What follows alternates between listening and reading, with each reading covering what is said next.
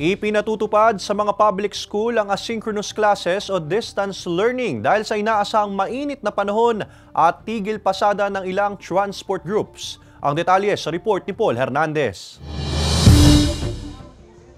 Walang in-person classes ngayong araw sa mga pampublikong paaralan. Batayan sa ibinabang abiso ng DepEd dahil sa mataas na heat index at tigil pasada ng ilang transport groups. Sa forecast ng Pag-asa, 43 degrees Celsius ang heat index sa Ambulong, Tanawan City, Batangas. Ang heat index ang damang init sa katawan ng tao. May mga bumibiyahe ring mga jeep sa mga pangunahing kalsada sa Batangas City. Asynchronous o distance learning ay pinatutupad ayon sa kagawaran. Hindi required na pumasok ang mga teaching and non-teaching personnel sa paaralan. Considering po na hindi po naman announce nung Friday na magkakaroon po tayo ng asynchronous po ngayon for 2 days, kaya naiwan po yung kanilang mga gamit doon, yung mga materials na gagamitin.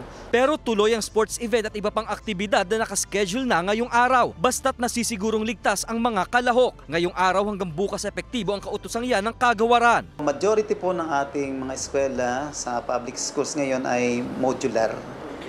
Yun po ay automatic na anytime na mag-cancel o mag-suspend ng face-to-face classes, automatic po tayo na modular. Ipinauubaya na ng DepEd sa mga pribadong paaralan ang pagpapasya kung susundin din nila ang kaparehong kautusan. Sa Batangas City, ipinaiiral na ang shortened period at adjusted class hours sa mga eskwelahan, kung saan mas maagang pumapasok ang mga estudyante at mas maaga ring nagsisiuwian.